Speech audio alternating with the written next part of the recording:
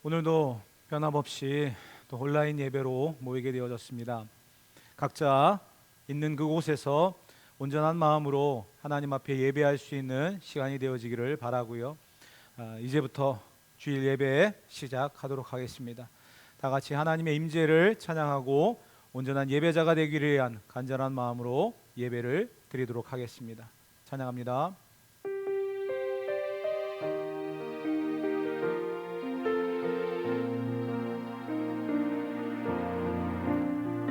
하늘의 문을 여소서, 이곳을 주목하소서.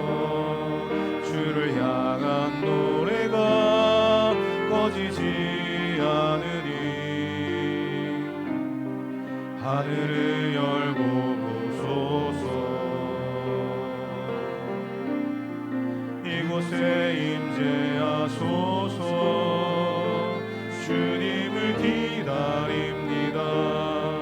기도의 향기가 하늘에 닿으니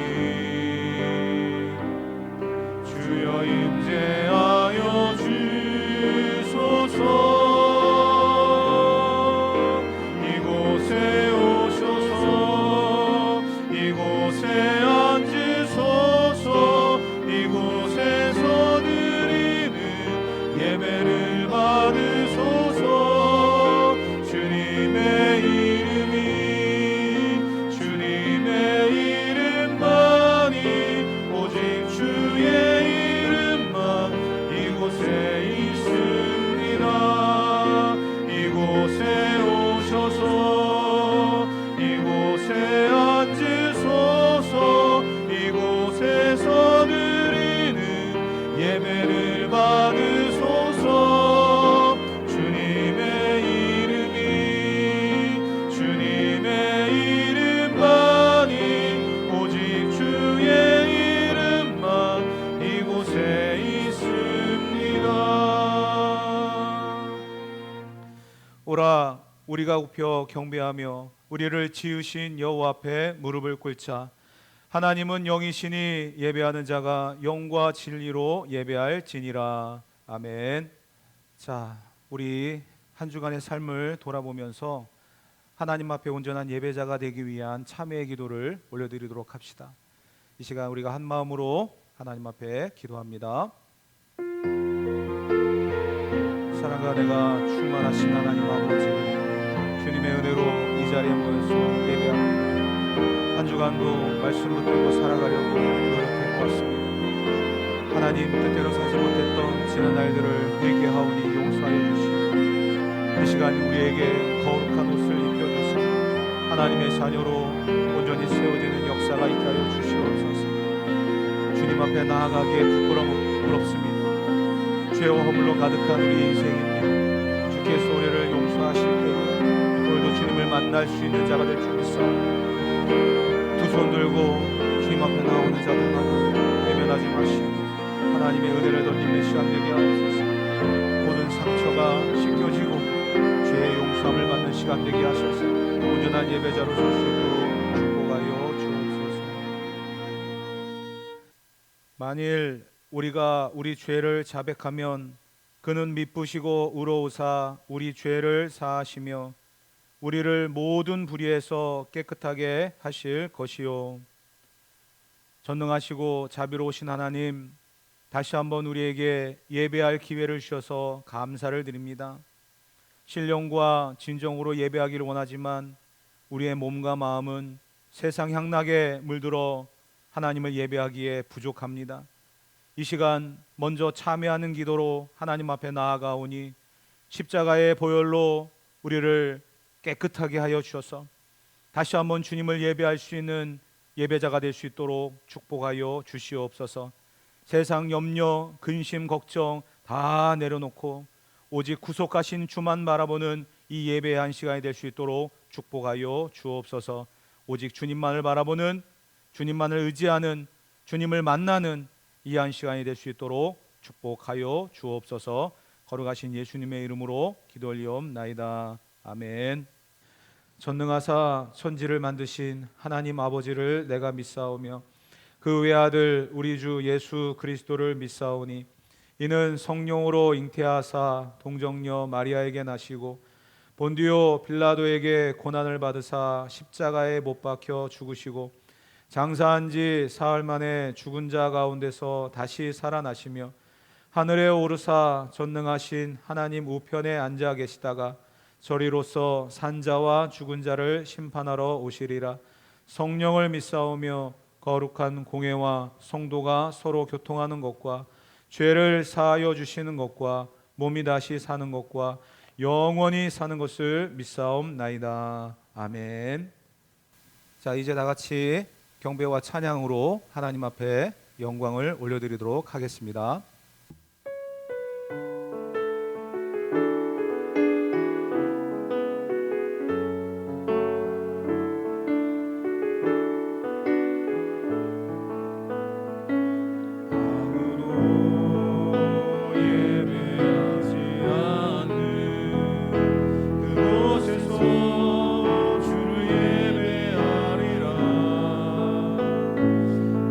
아무도 찬양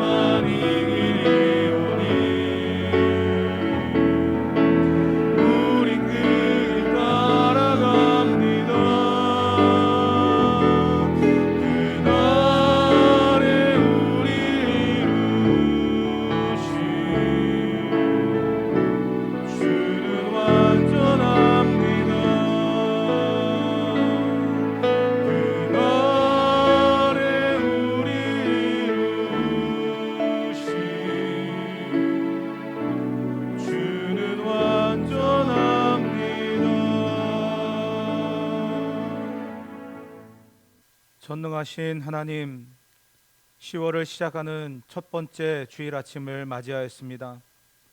그러나 아직도 성전에 나와 함께 예배드리지 못하는 환경에 처해 있습니다.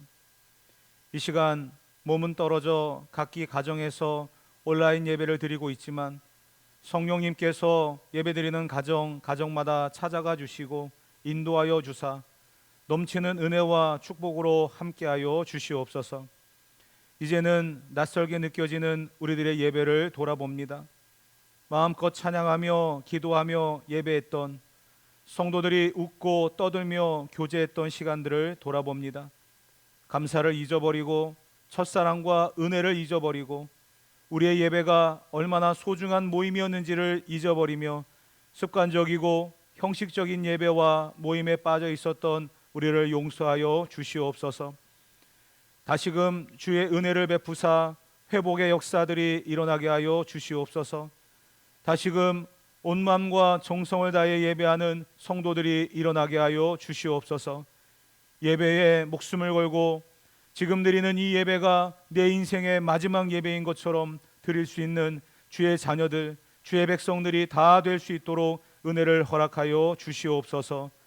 사랑과 은혜의 하나님, 계절이 3번 바뀌는 동안도 끝나지 않는 코로나 유행으로 성도들의 기업과 가정이 매우 힘들고 열악해지고 있습니다. 10가지 재앙으로 애굽을 심판하실 때에도 이스라엘 백성들이 살고 있었던 고센 땅을 구별하시고 재앙으로부터 지켜주셨던 하나님, 흉년의 때에도 이삭을 100배로 축복하셨던 하나님, 밀가루 한 줌, 기름 한 방울이 전부였던 사르밧의 한 여인의 삶을 책임지셨던 하나님, 오늘을 힘겹게 살아가는 성도들에게 힘 주시고 능력을 더하시며 하늘의 은혜를 충만하게 부어주셔서 날마다 감사하는 삶이 될 수 있도록 도와주시옵소서. 나를 단련하신 후에 내가 정금같이 나오리다. 이 또한 지나가리라. 이 또한 지나가리라. 날마다 주시는 말씀대로 믿음의 지경을 넓히며 더욱 견고하게 서가는 성도들이 되게 하여 주시옵소서. 우리의 믿음이 진가를 발휘할 때가 이때인 줄을 믿고 날마다 전진하며 나아가는 성도들 되게 하여 주시옵소서. 오늘도 하나님이 찾으시는 그 한 예배자가 되기를 소망하오며 거룩하신 예수님의 이름으로 기도드리옵나이다. 아멘.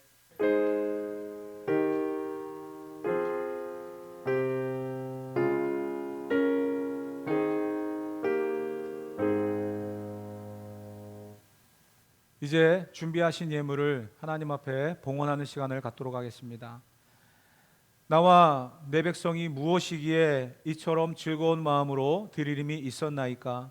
모든 것이 주께로 말미암아 싸우니 우리가 주의 손에서 받은 것으로 주께 드렸을 뿐이니이다. 아멘.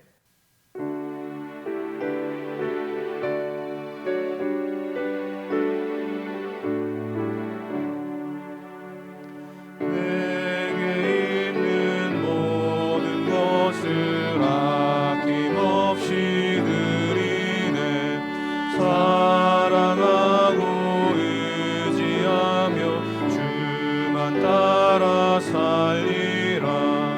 주께 드리는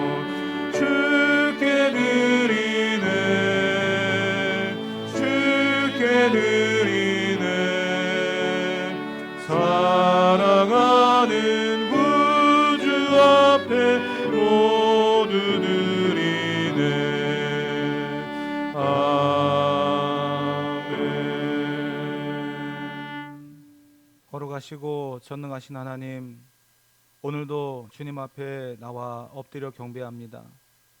무엇을 먹을까, 무엇을 입을까 염려하지 말라고 했지만 길고 긴 코로나의 유행으로 인하여 성도들의 생업이 너무나 열악해지고 힘들고 지쳐서 하나님의 도우심이 없이는 살아갈 수 없는 그러한 환경들을 보게 되어집니다. 주님, 주의 백성들을 외면하지 마시고 먹고 살아가는 문제에 있어서 하나님의 돌보심과 하나님이 책임져 주시고 인도하시는 거룩한 산 역사를 세워갈 수 있도록 도와주시옵소서.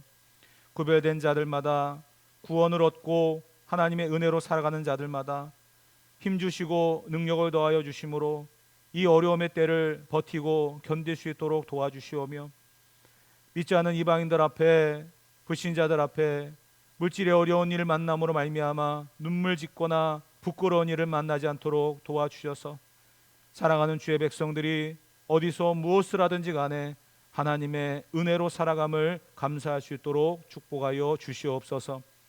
하나님 앞에 거룩한 것들을 믿음으로 심습니다. 30배, 60배, 100배, 1000배, 만배의 결실을 보게 하여 주시옵고 하나님의 놀라운 축복을 세워가는 기적과 축복의 주인공들이 다 될 수 있도록 도와주시옵소서. 10회를 구별하여 드립니다. 그 창고에 쌓을 것이 없도록 부어주신다는 말라기서의 약속의 말씀이 오늘도 우리에게 살아있는 간증이 되게 하여 주시옵고, 주님 앞에 드려지는 귀한 예물에 믿음을 다하여 드리는 성도들마다 주님의 놀라운 은혜를 갑절로 경험하며 살아갈 수 있도록 축복하여 주시옵소서. 주일의 예물, 전도와 비전과 선교와 건축의 예물들을 올려드립니다. 쓰여지는 곳마다 주의 영광이 드러나게 하시고 하나님의 나라와 몸된 교회가 거룩하게 세워져 가는데 부족함이 없게 하시며 땅끝까지 주의 복음이 증거되어지는데 온전히 쓰임받을 수 있도록 축복하여 주시옵소서. 감사의 예물들을 올려드립니다. 삶의 순간순간마다 하나님 앞에 감사합니다 고백하면서 그 고백과 더불어 우리의 중심을 다한 예물도 구별하여 드리오니 주님이 예물을 기뻐 받아주시고 넘치는 감사, 풍성한 감사가 넘치는 삶이 될 수 있도록 인도하여 주시옵소서. 하나님, 생업이 너무나 어렵고 힘들다 보니 물질로 주님 앞에 봉헌하는 데 있어서 인색하거나 어려움을 만나는 경우들이 많이 있습니다. 사랑하는 주의 성도들이 시험에 들지 않도록 붙들어 주시고 온전한 헌신과 충성으로서 하나님 앞에 받은 은혜를 기억할 수 있는 자가 되게 하여 주시오며 그 은혜를 잊지 않고 살아가면서 날마다 하나님의 역사를 세워가는 기적과 축복의 주인공들이 다 될 수 있도록 도와주시옵소서. 사랑하는 주의 성도들이 하나님이 주시는 은혜로 살아감을 잊지 않게 하여 주시고 날마다 베푸시는 그 은혜 앞에 눈물로 감사로 살아가는 축복의 성도들 다 될 수 있도록 도와주시옵소서. 이 시간도 예배의 한 부분으로서 주님 앞에 귀한 것을 구별하여 드립니다. 온 마음과 정성을 다해 드리는 이 예물 가운데 축복하여 주시고 모든 성도들이 이 시대에 더 크신 하나님의 놀라운 축복을 경험하는 기적과 축복의 주인공들 다 될 수 있도록 도와주시옵소서. 거룩하신 예물을 구별하여 드리고 영광을 올려드리게 하심을 감사드리오며 거룩하신 예수님의 이름으로 기도 올리옵나이다. 아멘.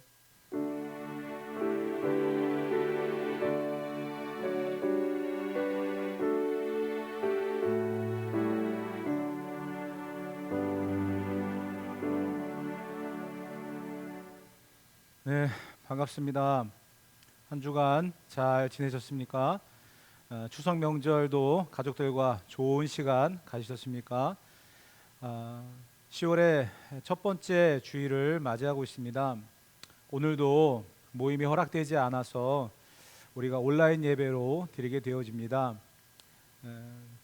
이제는 우리가 대면 예배로 모이기를 기대했지만 아직까지 우리 현실은 그렇지 않아서 상당히 안타깝습니다. 계절이 3번이 바뀌는 이 시점에서도 아직 코로나 유행이 멈추지 않아 성도들의 삶이 많이 힘들고 어려울 것이라 생각이 들어집니다. 하나님의 위로와 은혜가 절실히 필요한 때인 줄 믿습니다. 바라기는 우리 모든 평안의 성도들이 그 어느 때보다도 풍성히 부으시고 채워주시는 하나님의 은혜와 축복을 날마다 경험하시기를 기도하겠습니다. 온라인 비대면 예배가 길어지다 보니까 목회자로서 여러 가지 생각들이 들기 시작합니다. 온라인 예배의 편리함 때문에 여러분들이 또 언제든지 볼 수 있다는 장점 때문에 한마음 한뜻으로 정해진 시간에 예배해야 된다라고 하는 공동체의 대면 예배 정신이 무너질까 봐 걱정이 됩니다. 여러분들 온라인 예배보다 우리가 대면 예배가 하루속히 회복될 수 있도록 기대해 주시고 또 기도해 주시면 감사하겠습니다. 또 정해진 시간에 가족들끼리 함께 모여서 준비된 모습으로 예배를 드렸으면 좋겠습니다. 온라인 예배다 보니까 보지 않는다라는 이유로 각자 흩어져서 편한 대로 드리는 경우들이 많이 있는데요. 이왕이면 가족들끼리 같은 곳에서 함께 예배할 수 있으면 좋을 것 같습니다. 또 영상을 올리다 보니까 다시 보기를 할 수가 있습니다. 여러분들이 마음껏 언제 어디서든지 다시 보기를 통해서 또 영상을 보시면 유익할 줄 믿고요. 이왕에 만든 영상이니까 한 번으로 끝나지 마시고 자주 매일 보실 수 있으면 좋을 것 같습니다. 영상을 준비하는데 참 많은 시간이 소요되어지고 또 생각보다 길어지다 보니까 참 준비하는 데 있어서 많은 어려움이 듭니다. 그러다 보니까 더 빨리 이 온라인 예배의 시대가 끝났으면 하는 그런 바람도 있는데요. 잘 만들고 싶은 욕심이 더 앞서다 보니까 항상 시간이 부족하고 또 성도님들에게 어떻게 하면 더 유익한 시간이 될 수 있을까, 또 이런 생각 저런 생각을 하다 보니까 참 많은 것들이 부족할 뿐입니다. 또 열악한 장비와 환경 속에서도 항상 또 열심을 다해서 준비하고 있는 우리 찬양팀과 또 우리 영상 제작팀을 위해서도 기도해 주시고 또 앞으로 대면 예배 시작하면 많은 응원도 부탁을 드리겠습니다. 여러분들이 더 편안하게 은혜를 사모하는 그 마음이 온전히 유지될 수 있도록 영상 예배를 잘 준비하도록 최선을 다하겠습니다. 기도해 주시고 영상 예배에 참여하시는 모든 분들이 또 기대치만큼 또 은혜를 누릴 수 있는 시간 될 수 있도록 최선을 다해 준비하도록 하겠습니다. 하루속히 예배가 회복되어지기를 간절히 바라고요. 여러분들의 신앙이 그때까지 흔들림 없이 계속해서 경건의 삶을 살아가실 수 있기를 간절히 기도하겠습니다. 자, 이제 모두 한마음 한뜻으로 교회의 비전을 선언하고 하나님의 말씀을 듣는 시간을 갖도록 하겠습니다. 다 같이 교회의 비전을 선언합니다. 비전 선언문. 우리는 말씀과 성령의 권능으로 각 사람을 예수님의 제자로 삼아 사도행정적 교회를 세워가는 비전 공동체이다. 6장.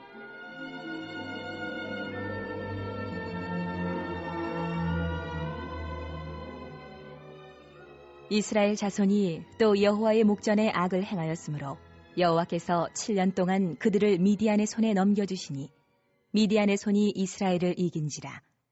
이스라엘 자손이 미디안으로 말미암아 산에서 웅덩이와 불과 산성을 자기들을 위하여 만들었으며 이스라엘이 파종한 때면 미디안과 아말렉과 동방 사람들이 치러 올라와서 진을 치고 가사에 이르도록 토지 소산을 멸하여 이스라엘 가운데에 먹을 것을 남겨두지 아니하며 양이나 소나 나귀도 남기지 아니하니 이는 그들이 그들의 짐승과 장막을 가지고 올라와 메뚜기 떼같이 많이 들어오니 그 사람과 낙타가 무수함이라.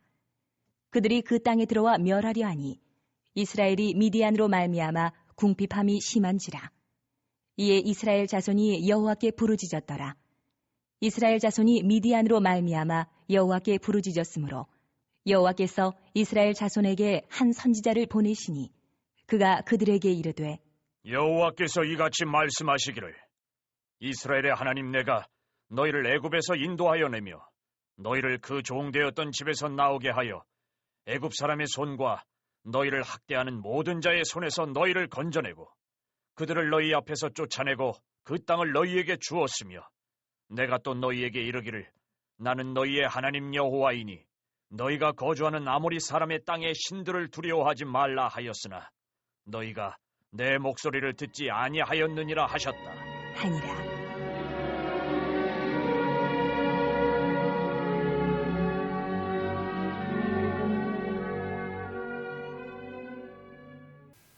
계속해서 우리 사사기의 말씀 보고 있습니다. 사사기의 핵심적인 주제를 지난 시간에도 말씀을 드렸지만 약속의 땅 가나안 땅에서 이들이 안식을 누려야 된다라는 게 주제였고요. 이 안식을 누리지 못하는 이유가 바로 하나님 앞에 범죄하고, 그 범죄의 이유는 자녀들에게, 다음 세대에게 하나님을 전하지 못했던, 잘 가르치지 못했던 이유였다라고 말씀을 드렸습니다. 그래서 오늘도 이 사사기 말씀을 시작하면서 저와 여러분들의 가정이 믿음으로 든든히 서가는 역사들을 위해서 다시 한번 우리가 결단하고 하나님 앞에 기도하는 그런 시간이 되어졌으면 좋겠습니다. 자녀 교육의 문제는 시대를 초월한 우리들의 영원한 숙제고요. 또 믿음의 전수는 우리의 사명임을 잊지 않았으면 좋겠습니다. 그것을 우리가 깊이 깨닫고 우리뿐만이 아니라 우리들의 후손들도 하나님을 잘 섬기는 믿음의 백성으로 세워갈 수 있어지기를 간절히 사모하고 바랍니다. 오늘 본문의 말씀으로 들어가겠습니다. 지난 시간까지 드보라라고 하는 사사의 이야기를 드렸다고 한다면 이제는 또 새로운 사사가 등장하게 되어지는데요. 이 사사가 등장하는 이 장면에서 중간에 해당되어지는 한 사건이 있습니다. 그래서 오늘 저는 그 부분을 한번 다뤄보려고 합니다. 본문을 한번 보겠습니다. 1절 말씀입니다. 이스라엘 자손이 또 여호와의 목전에 악을 행하였으므로 여호와께서 7년 동안 그들을 미디안의 손에 넘겨주시니. 참 안타까운 본문을 또 보게 되어집니다. 여호수아 이후로 등장하는 다음 세대가 하나님 앞에 악을 행하고 범죄하는 그 이유가 제대로 된 신앙의 전수가 이루어지지 않았기 때문이라고 말씀을 드렸죠. 그러다 보니까 이들에게 나타나는 독특하면서 반복되어지는 현상이 또라는 거였습니다. 오늘 본문에도 보게 되어지면 이스라엘 자손이 또 여호와의 목전에 악을 행했다라고 시작을 하고 있습니다. 참 이 말이 너무나 이제 안타깝게 들려집니다.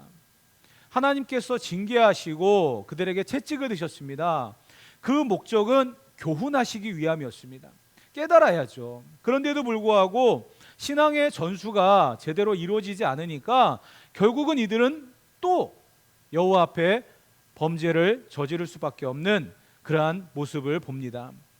그런데요, 이 삶의 모습이 너무나 안타까운 것 중에 하나가 무엇이냐면 여호와의 목전에서 이들이 악을 행했다라는 게 참 안타까운 모습입니다.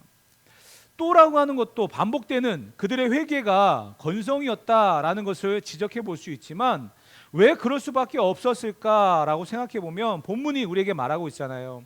여호와의 목전에서 악을 행했다.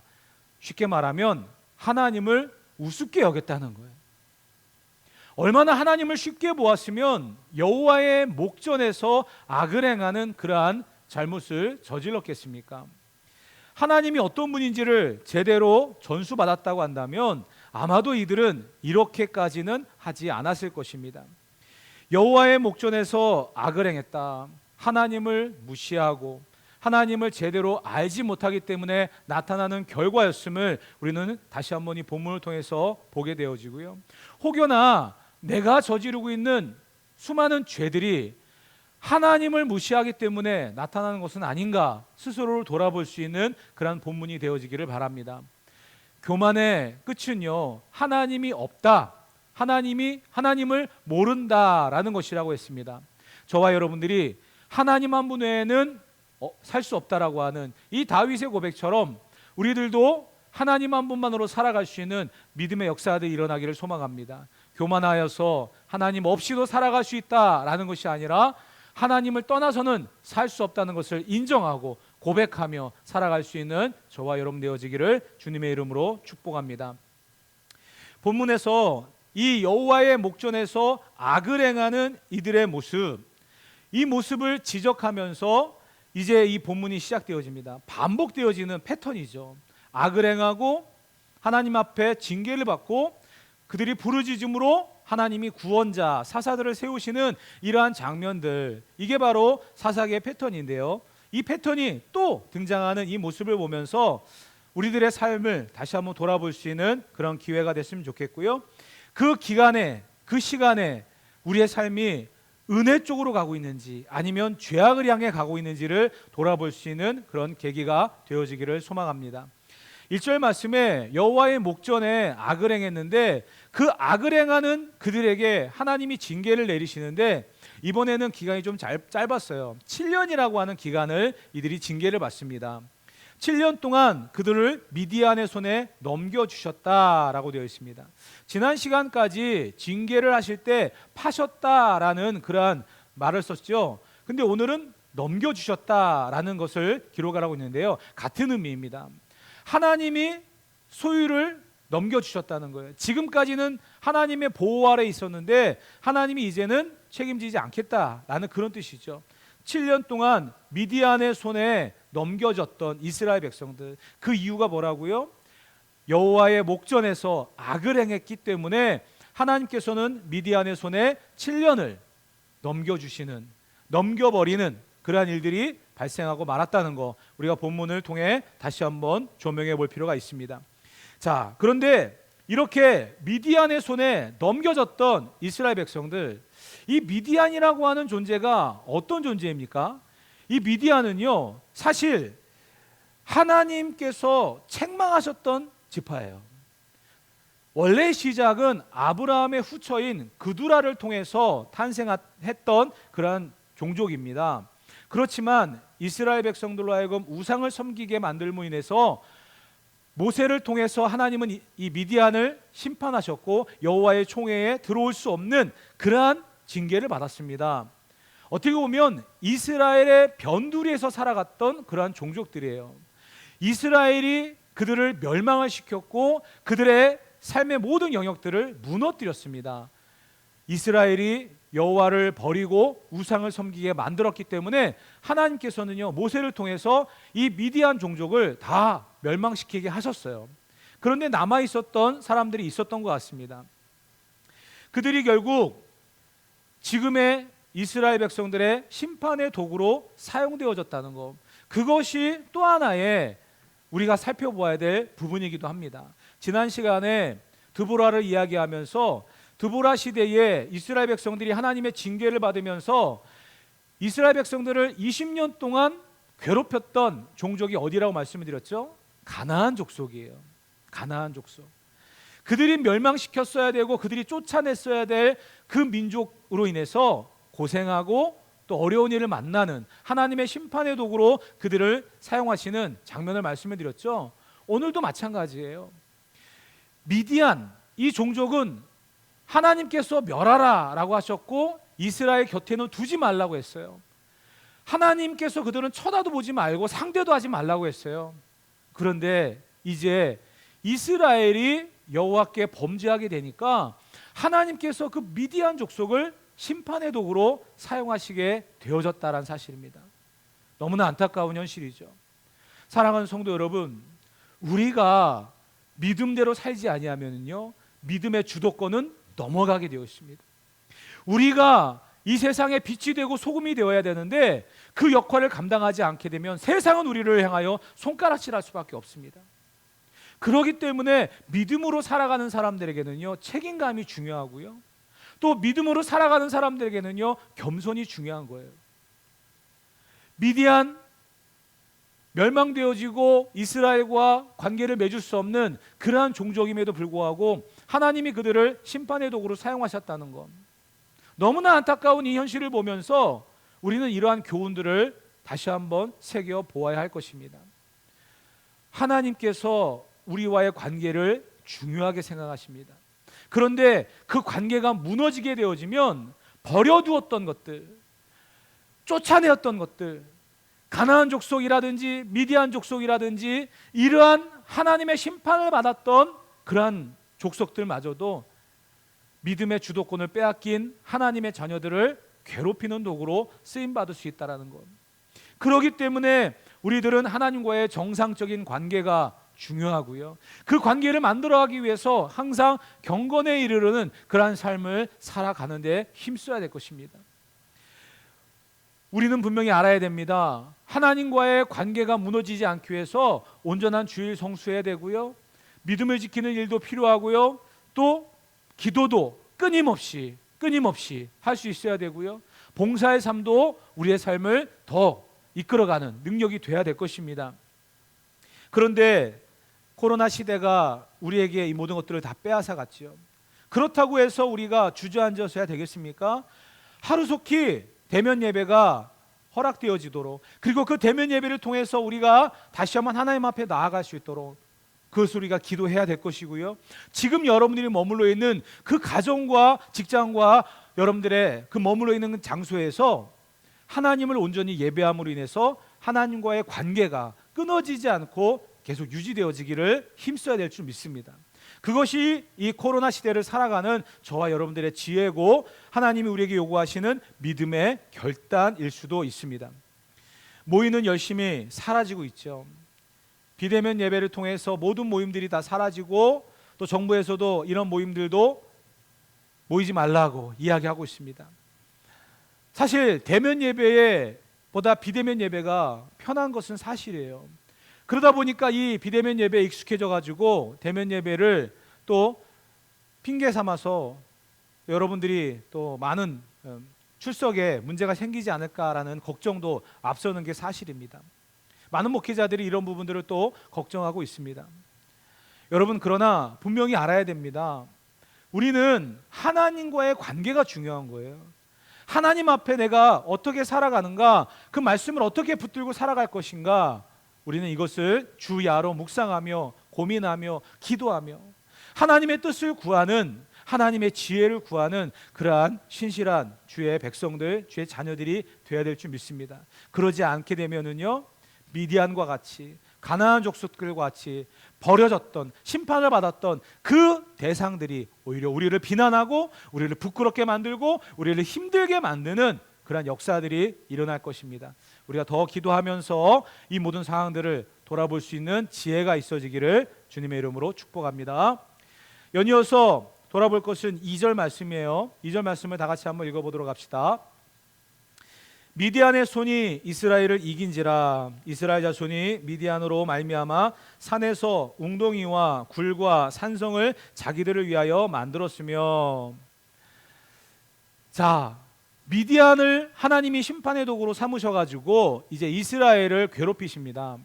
그랬더니 이스라엘 백성들이 택한 방법이 뭐였냐면 2절 말씀에 미디안으로 말미암아 산에서 웅덩이와 굴과 산성들을 자기들을 위하여 만들었다, 이렇게 기록을 하고 있습니다.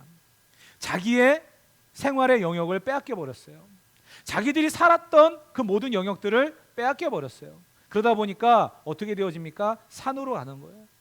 산에 가서 웅덩이를 파고 굴을 만들고 산성을 만듭니다. 자기들의 삶의 영역을 빼앗기니까 결국 이런 일들이 벌어지는 거예요. 팔레스타인 지역, 특히 이스라엘 지역은요, 이 땅이 굉장히 무릅니다. 석회석 지역이다 보니까 이런 말이 있어요. 숟가락 하나로도 굴을 팔 수 있다. 그만큼 땅이 물러서 굴을 파기에는 좋은 곳입니다. 쉬운 곳이에요. 그렇지만 여러분, 굴 속에서 사는 게 좋겠습니까? 내 집에 거하는 게 좋겠습니까?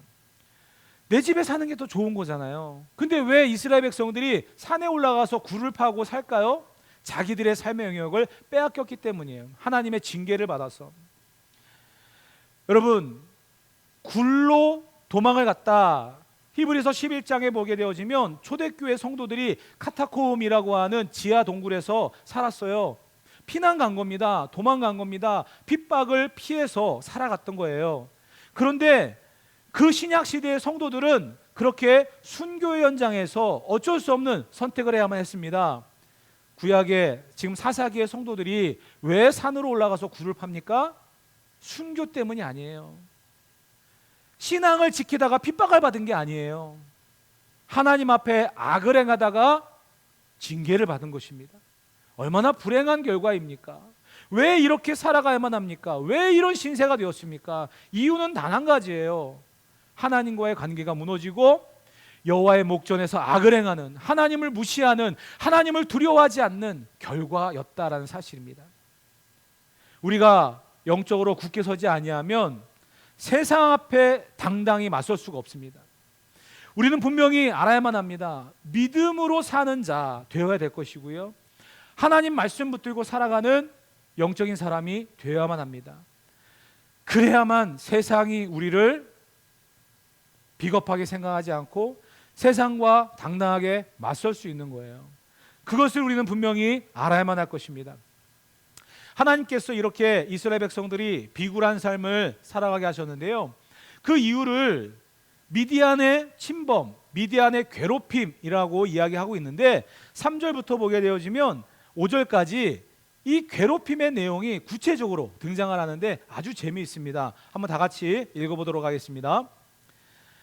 이스라엘이 파종한 때면 미디안과 아말렉과 동방 사람들이 치러 올라와서 진을 치고 가사에 이르도록 토지 소산을 멸하며 이스라엘 가운데 먹을 것을 남겨두지 아니하며 양이나 소나 나귀도 남기지 아니하니. 3절에 보게 되니까 파종한 때다라고 이야기합니다. 시기를 이야기하죠. 파종한 때, 수확을 거둬들이는 그때를 이야기하는 것인데, 수확을 거둬들이는 그때마다 침범을 하는 거예요. 그러니까 수시로 들어온 게 아니라 계절적인 침범을 한 거죠. 수확을 하는 그때에 쳐들어와서 거두어들인 수확을 다 빼앗아 갑니다. 1년 내내 양이나 염소나 목축을 길러놓으면 빼앗아 갑니다. 그게 이 미디안 사람들의 행위였다는 거예요. 그러니까 이스라엘 백성들이 산으로 올라가서 굴을 파고 살아갈 수밖에 없었던 것이죠.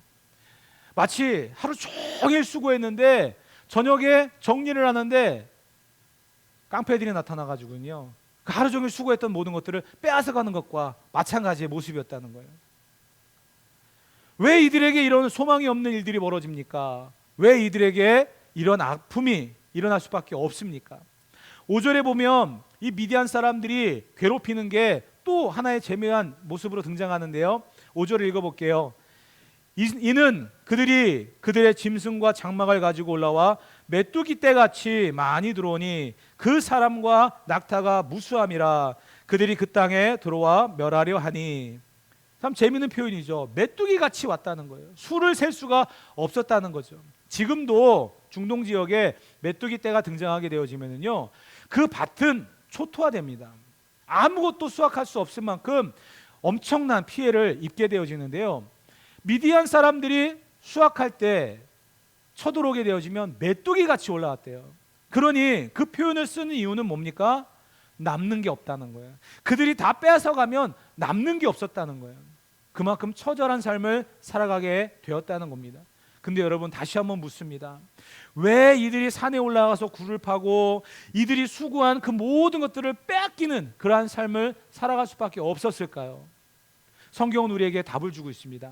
시편 128편 1절과 2절 말씀입니다. 다 같이 한번 읽어봅시다. 여호와를 경외하며 그의 길을 걷는 자마다 복이 있도다. 내가 내 손이 수고한 대로 먹을 것이라. 내가 복되고 형통하리로다. 여러분, 한번 보세요. 여호와를 경외하며 그 길을 걷는 자들에게 복이 있답니다. 그 복이 뭡니까? 내가 수고한 대로 먹을 것이다. 내가 수고한 것은 내 것이 된다라는 거예요. 여호와를 경외하며 그의 길을 걷는 자들에게 주시는 복이랍니다. 여러분, 그렇다고 한다면 지금 이스라엘 백성들이 이러한 처지에 산에 올라가서 굴을 파야 되고요, 자기가 파종하고 자기가 수고하며 길렀던 모든 짐승들을 빼앗길 수밖에 없는 이유를 아시겠죠? 여호와를 경외하지 않았다는 거예요. 본문이 뭐라고 얘기합니까? 여호와의 목전에서 악을 행했다. 지금 여러분들의 삶이 힘드십니까? 어쩌면 이러한 빈틈이 있었지 않을까요? 여호와의 목전에서 악을 행하는, 어쩌면 내 죄를 깨닫지 못하고 영적인 무감각 속에서 살아가고 있지는 않는지. 여호와를 경외하는 자들에게는 복이 있대요. 내가 수고한 대로 먹을 수 있는 복을 주신대요.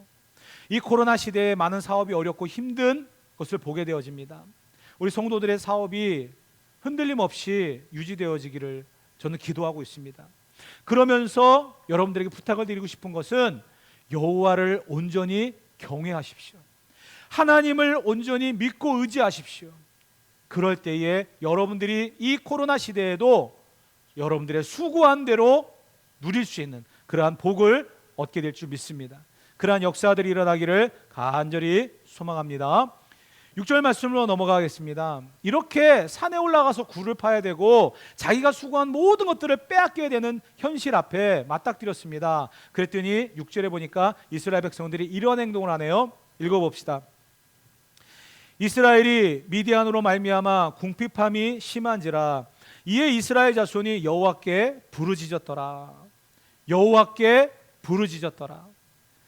저는요, 또 여호와 앞에 범죄했다, 이 말도 굉장히 안타깝지만 여호와께 부르짖었다라고 하는 이 말을 들을 때마다 가슴이 뭉클해집니다. 왜 이렇게 살아가야 할까? 왜 이 방법을 잊어버리고 있었을까?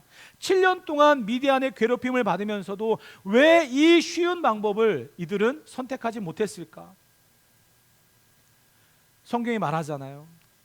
여호와의 목전에서 악을 행했다. 하나님을 무시했기 때문이에요. 하나님을 제대로 알지 못했기 때문이에요. 그렇기 때문에 하나님 앞에 부르짖는 것을 몰랐다는 거예요. 잊어버렸다는 거예요. 생각하지 못했다는 거예요.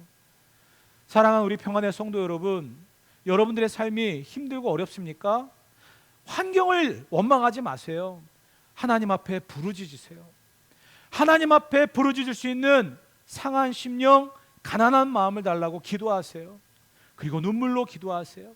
하나님 앞에 부르짖는 자들을요, 하나님은 외면하신 적이 없어요. 7년 동안 미디안의 징계를 받으면서 살아왔던 이스라엘 백성들입니다. 그럼에도 불구하고 하나님은 그들이 부르짖으니까 들으시잖아요. 저와 여러분들의 삶에 이러한 기도의 부르짖음이 있어지기를 축복합니다. 하나님께서요, 우리에게 요구하시는 것은요, 신뢰예요. 하나님과의 관계예요. 그렇기 때문에 우리는 환경 탓하지 말고 상황을 탓하지 말고 오직 하나님과 나만을 바라볼 수 있는 그러한 믿음의 신앙의 역사들이 있어야 될 줄 믿습니다. 그게 믿음이라고 말씀을 드렸잖아요. 내 안에, 내 손 안에 무기가 있다, 그걸로 이길 수 있다, 착각이에요. 지금까지 사사기의 역사들을 보면서 그들의 손에는요, 무기다운 무기가 없었어요. 그럼에도 불구하고 하나님은 그들을 승리케 하셨잖아요. 그게 믿음의 공식이라고 말씀드렸지 않습니까? 여러분, 사울 왕 시대에 블레셋과 전쟁을 합니다.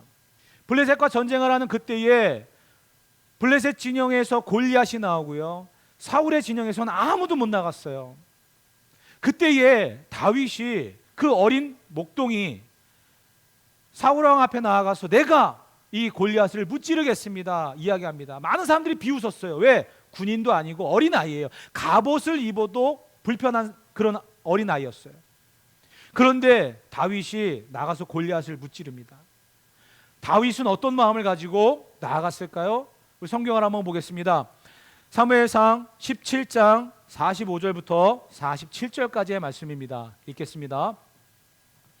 다윗이 블레셋 사람에게 이르되 너는 칼과 창과 단창으로 내게 나아오거니와 나는 만군의 여호와의 이름 곧 내가 모욕하는 이스라엘 군대의 하나님의 이름으로 내게 나아가노라. 오늘 여호와께서 너를 내 손에 넘기시리니 내가 너를 쳐서 내 목을 베고 블레셋 군대의 시체를 오늘 공중의 새와 땅의 들짐승에게 주어 온 땅으로 이스라엘의 하나님이 계신 줄 알게 하겠고 또 여호와 구원하심이 칼과 창에 있지 아니함을 이 무리에게 알게 하리라. 전쟁은 여호와께 속한 것인즉 그가 너희를 우리 손에 넘기시리라. 아멘. 하나님을 알았던 다윗입니다. 그렇기 때문에 칼과 창과 단창으로 무장한 골리앗이 두렵지 않았다는 거예요.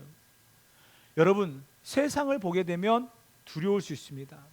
세상을 보게 되면 힘들 수 있어요. 그러나 믿음의 눈을 들어서 하나님을 바라보고 하나님이 나와 함께 하신다는 사실을 알게 되어지면요, 골리앗이 안 보이는 거예요. 그가 가지고 있는 무기가 안 보이는 거예요. 그게 바로 우리의 믿음의 시각이 되어야 된다는 것입니다. 그게 우리의 믿음의 현실이 되어야 된다는 사실입니다. 지금 여러분들 앞에 어떤 두려움이 있습니까? 여러분들 앞에 어떠한 답답함이 있습니까? 그 모든 문제들을 해결할 수 있는 방법은 오직 하나님만을 바라보는 믿음 외엔 없어요. 그 믿음을 우리가 갖기 위해서는요, 부르짖어야 된다는 거예요. 부르짖어야 된다는 거예요. 그 부르짖음이 우리 가운데 있을 때에 하나님께서는요, 우리를 만나주시고 위로해 주시고 힘을 주신다라는 사실입니다. 왜 이스라엘 백성들이 7년이라고 하는 기간 동안 미디안의 핍박을 받으면서도 여호와께 부르짖지 못했을까요? 결국 그들은 자기의 고집대로 자기의 생각대로 살아보려고 했기 때문이에요. 여러분, 신앙의 상태가 좋으면 좋을수록 회복이 빠릅니다. 하나님이 징계하시면 이게 사인이구나, 하나님이 나를 돌아오라고 하는 그러한 사인이구나, 그리고 무릎을 꿇습니다. 근데 신앙의 상태가 좋지 않으면요, 하나님이 징계하시면은요, 이게 뭐야? 내가 열심히 살았는데 내가 최선은 아닌데 이런 일이 생겨? 하면서 삐뚤어지는 거예요.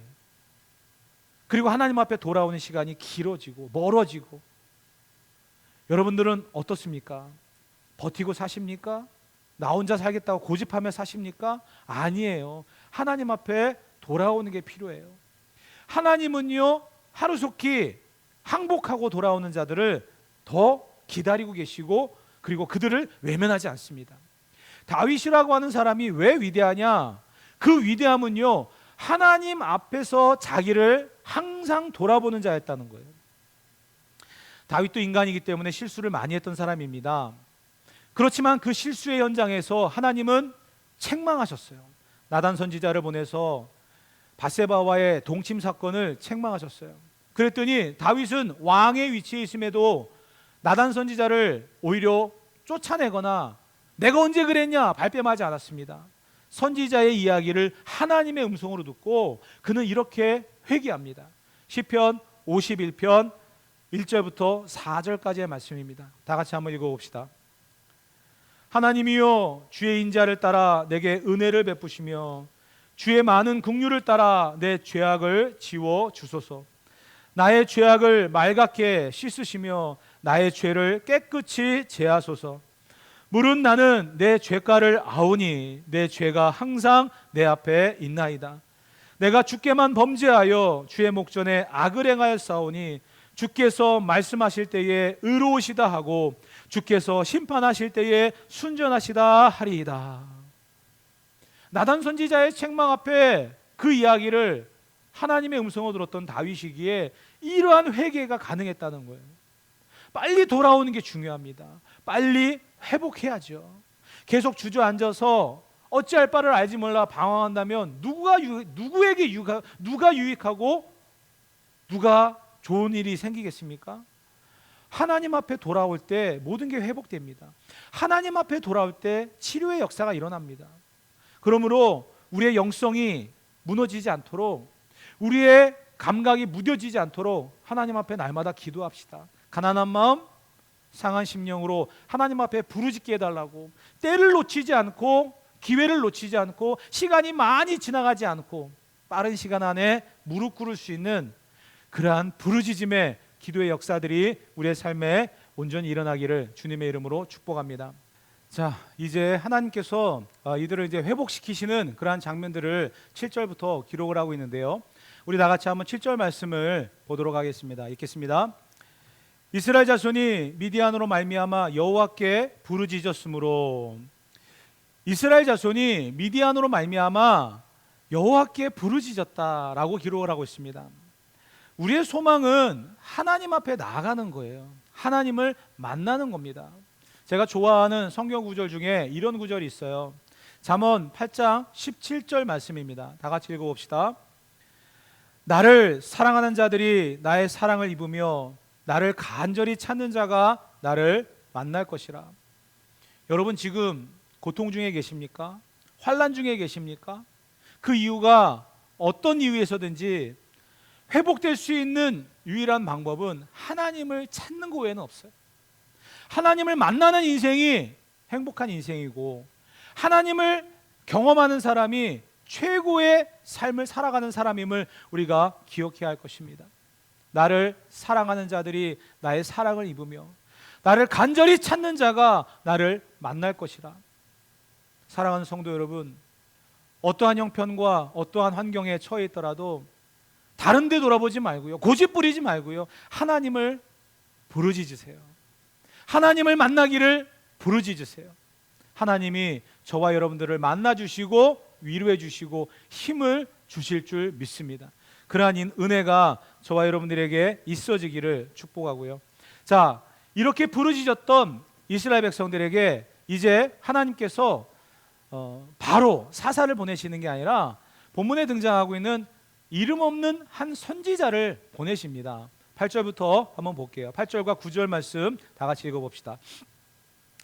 여호와께서 이스라엘 자손에게 한 선지자를 보내시니 내가 그들에게 이르되 여호와께서 이같이 말씀하시기를 이스라엘의 하나님, 내가 너희를 애굽에서 인도하여 내며 너희를 그 종되었던 집에서 나오게 하며 애굽 사람의 손과 너희를 학대하는 모든 자의 손에서 너를 건져내고 그들을 너희 앞에서 쫓아내고 그 땅을 너희에게 주었으며. 지금 이 말씀은 무엇이냐면 이스라엘 백성들이 부르짖었더니 이전에 에웃이나 삼갈이나 드보라나 이러한 사사를 바로 세우셨던 것이 아니라 이제 하나님께서는요 선지자를 보내셨습니다. 그런데 이름 없는 선지자래요. 이 선지자를 보내셔가지고 이들을 책망하십니다.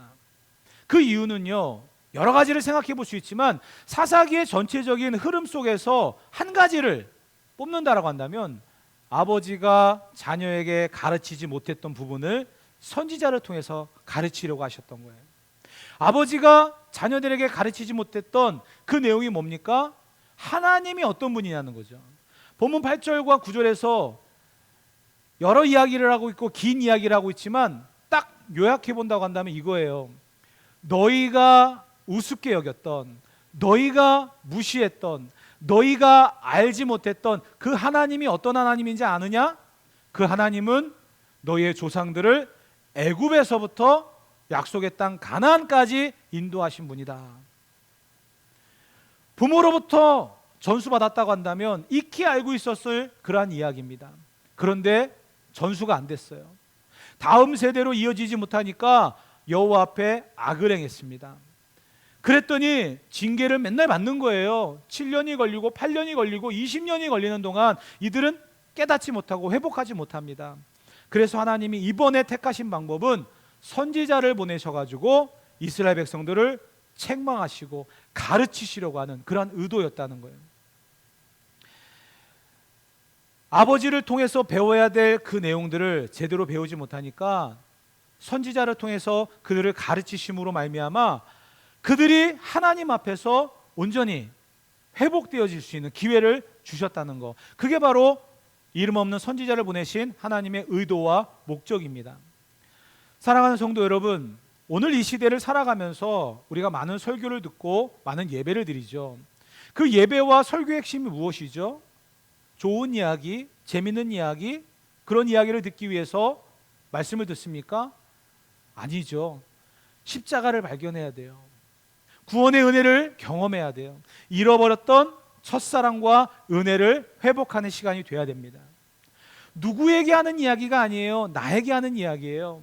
하나님의 말씀이 그 예배한 시간이 나와 하나님과의 관계를 회복시키는 유일한 시간임을 우리는 분명히 잊어서는 안 됩니다. 그럴 때에 그 예배한 시간이 나에게 은혜가 되는 거예요. 그 예배 때 들려지는 말씀이 나에게 직접적인 영향을 줄 수 있는 거예요. 하나님을 떠난 인생은 살 수 없습니다. 하나님의 말씀대로 살아가는 믿음의 사람만이 진정한 하늘의 축복과 위로를 경험하며 살아가게 될 줄 믿습니다. 분명한 것은요, 내가 믿음으로 살아간다, 그걸로 끝나는 게 아니라 우리는 사명이 있다고 말씀을 드렸죠. 자녀들에게 부지런히 가르쳐야 돼요. 그러지 않으면 자녀들은요 여호와의 목전에서 악을 행할 수밖에 없을 것이고요, 그 징계 후에 하나님께서는요 선지자들을 통해서 가르치실 수밖에 없다라는 사실입니다. 우리는 분명히 알아야 됩니다. 이 이름 없는 선지자를 통해서 하나님이 왜 이들에게 이러한 것들을 가르치셔야만 하셨을까? 분명한 것은요, 다른 어떤 편법이 필요 없어요. 하나님을 아는 게 중요한 거고요.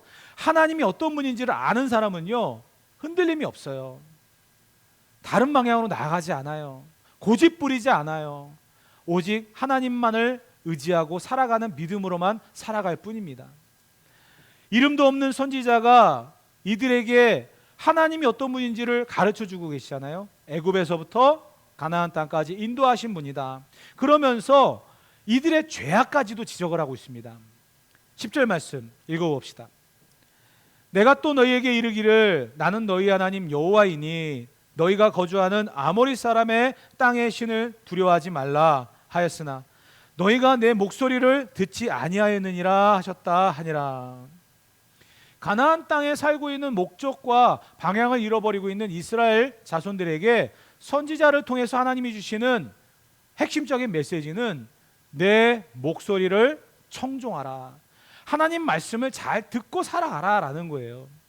다시는 여호와 무시하지 말고 하나님의 말씀에 귀를 기울이면서 살아가라. 이게 바로 선지자를 통해서 주시는 하나님의 메시지였다라는 사실입니다. 어떻게 보면 우리가 교회에 나와 있어도 예배를 드려도 우리의 봉사와 섬김과 사명의 방향을 잃어버린 채 살아가는 경우들이 많이 있습니다. 하나님의 사람이라고 하면서 참된 신앙의 목적도 잃어버리고 또 하나님 없는 삶을 살아가면서도 하나님 말씀대로 살아가고 있다라고 하는 착각 속에 살아가는 그런 분들도 많이 있습니다. 우리는 날마다 점검해야 돼요. 내가 과연 가는 이 길이 하나님의 말씀대로 가는 길인지, 나의 삶은 과연 하나님의 기뻐하시는 삶을 위해서 살아가는 것인지 스스로를 돌아보며 스스로를 점검하는 그러한 지혜가 있어야 될 줄 믿습니다. 선지자를 통해서 책망하시는 두 가지 이유가 있는데요. 첫째가 하나님이 주신 은혜와 감격을 반드시 회복해야 된다. 하나님이 어떤 분이라고요? 애굽에서부터 가나안까지 인도하신, 광야의 모든 삶을 인도하셨고 가나안을 정복하게 하셨던 그 하나님임을 잊지 말라는 거예요. 두 번째가 무엇입니까? 내 삶의 목적을 다시 점검하고 이 목적을 이루기 위해서 달려가는 삶을 살아야 된다는 거예요. 방향을 잃어버렸다는 거죠. 하나님 없는 삶을 살아가다 보니까 내 마음대로 살아가니까 방향을 잃어버렸어요. 그래서 하나님이 뭐라고 얘기하셨습니까? 내 목소리를 청종하라. 내 목소리를 들어라. 선포되어지는 말씀에 귀를 기울여라. 방향을 잃어버리지 말고 목적을 잃어버리지 말고 살아가라. 이렇게 지시하고 명령하고 있는 것입니다. 사랑하는 성도 여러분, 우리들의 삶이 무너지는 이유가 무엇일까요? 왜 하나님을 찾지 못하고 날마다 힘들다라고 답답하다라고 이야기하고 있을까요? 우리들의 현실을 한번 돌아보는 시간이 되어졌으면 좋겠습니다. 전심으로 주를 찾으면 만나집니다. 하나님을 만날 수 있습니다. 또한 더불어서 선지자의 이야기처럼 우리가 잃어버렸던 하나님과의 관계를 회복해야 되고요. 내게 은혜를 베풀어 주셨던, 내게 그 사랑과 눈물과 감격을 주셨던 그 하나님을 잊지 않고 살아가는 것이 필요하고요. 또 우리의 삶의 방향, 하나님의 말씀대로, 내 고집, 내 생각대로 살아가는 게 아니라 하나님의 말씀대로 살아가는 그러한 삶의 목적, 방향이 제대로 설정되어지고 나아가고 있는지를 점검해 볼 수 있는 저와 여러분이 되어야 될 줄 믿습니다. 은혜 없이는 살아갈 수 없어요. 하나님이 날마다 베풀어 주시는 그 은혜가 우리 가운데 있을 때 우리는 다시 일어설 수 있고 회복되어질 줄 믿습니다. 오늘 본문의 말씀처럼 교훈하시는 그 내용들을 우리가 다시 한번 가슴에 새기면서 잃어버렸던 것을 회복하고 다시 한번 방향을 설정하며 하나님께서 기뻐하시는 그러한 삶의 역사들을 이루어갈 수 있는 저와 여러분 되어지기를 주님의 이름으로 축복합니다. 그래서 이 한 주간의 삶도 믿음으로 승리하는 우리의 모든 평안의 성도들 되시기를 주님의 이름으로 축복합니다. 할렐루야. 이제 다 같이 우리가 주어진 말씀을 가지고 찬양하고 또 결단하는 그러한 기도를 하도록 하겠습니다. 하나님께서 주시는 은혜를 사모하며 우리가 찬양하고 또 기도할 때 하늘의 문이 열리고 또 하나님의 은혜를 충만하게 체험받는 그런 시간이 될 줄 믿습니다. 다 같이 찬양합시다.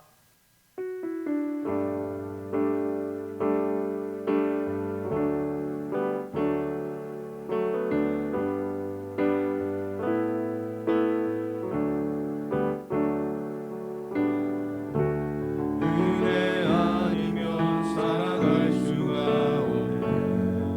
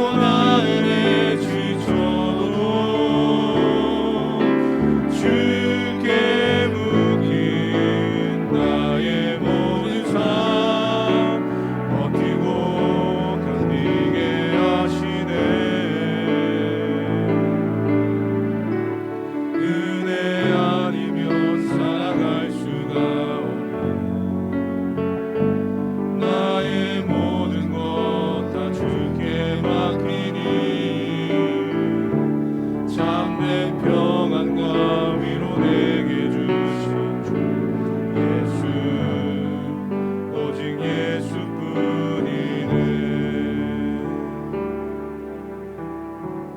그렇습니다. 우리는 은혜 없이는 살아갈 수가 없습니다. 하나님을 잊으면 은혜도 사라지고요. 우리가 은혜 가운데 있을 때 하나님과 더불어 살아가게 되는 줄 믿습니다. 이 한 주간도 주신 은혜를 생각하고 하나님을 만났던 기억, 주신 사랑, 감사, 모든 것들이 이 한 주간을 우리를 새롭게 하는 능력이 되기를 간절히 소망하며 결단하는 기도를 올려드리도록 합시다. 기도합니다. 전능하신 하나님, 사랑과 은혜가 충만하신 하나님, 우리에게 주어진 삶의 현장 속에서 교만하고 우리의 자만으로 말미암아 무너질 때가 많음을 고백합니다. 하나님의 은혜를 잊고 살아갈 때가 많음을 고백합니다. 주님, 우리를 불쌍히 여겨주시옵소서. 긍휼히 여겨주시옵소서. 애굽으로부터 인도하셨던 하나님을 잃어버렸던 세대는 죄악에 관영했고 여호와의 목전에 악을 행하고 말았습니다.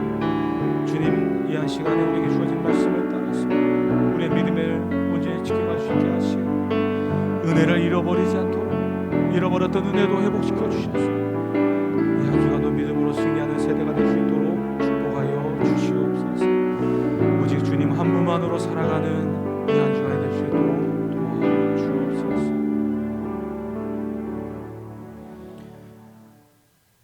애굽으로부터 인도하셨던 하나님을 잃어버렸던 세대는 여호와의 목전에 악을 행하고 범죄하고 하나님 앞에 징계를 받았습니다.